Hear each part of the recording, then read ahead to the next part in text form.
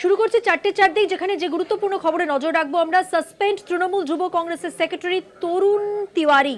আর একবার জানিয়ে রাখবো, সাসপেন্ড তৃণমূল যুব কংগ্রেসের সেক্রেটারি তরুণ তিওয়ারি।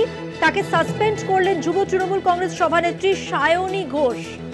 আমাদের বিশেষ প্রতিনিধি টেলিফোন লাইনে রয়েছেন দেবজ্যোতি ঘোষ, আরো বিস্তারিত জানবো তার কাছ থেকে। দেবজ্যোতি, কি খবর রয়েছে, কেন সাসপেন্ডেড হলেন তিনি? দলের পক্ষ থেকে তদন্ত করা হচ্ছিল এই তরুণ তেওয়ারির বিরুদ্ধে। তার বিরুদ্ধে বেশ কিছু জায়গায় জমি দখল থেকে শুরু করে বেআইনি আর্থিক সংস্পর্শে তিনি এসেছিলেন। তা নিয়ে দলের পক্ষ থেকে প্রথমে সতর্ক করা হয়েছিল। আজকে দলের পক্ষ থেকে সর্বভারতীয় সাধারণ সম্পাদক অভিষেক বন্দ্যোপাধ্যায়ের নির্দেশে তৃণমূল যুব নেত্রী সায়নী ঘোষ তাকে সাসপেন্ড করেছেন এবং দলের সঙ্গে তার কোনো সম্পর্ক থাকবে না এবং দলের সমস্ত পদ থেকে তাকে সরিয়ে দেওয়া হয়েছে এবং দলের কোনো অনুষ্ঠানও তাকে যোগ দিতে নিষেধ করা হয়েছে এবং আজ থেকেই তা কার্যকর হবে।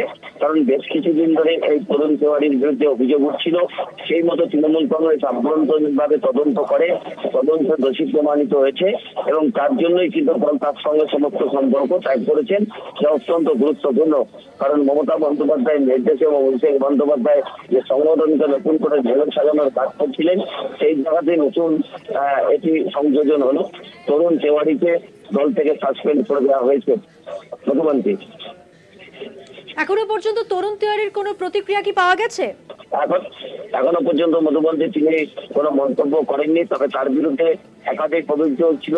এটি জমি দখল থেকে শুরু করে তার বিরুদ্ধে আর্থিক অনিয়মের অভিযোগ উঠেছিল। সেইগুলো নিয়ে দল প্রথমে তাকে শোকজ করেছিল এবং তারপরে দলের পক্ষ থেকে সর্বোচ্চ শাস্তি হিসেবে তাকে সাসপেন্ড করা হয়েছে এবং তার বিরুদ্ধে প্রশাসনিক পদক্ষেপও শুরু হচ্ছে বলে আমরা সূত্র মারফত জানতে পারছি।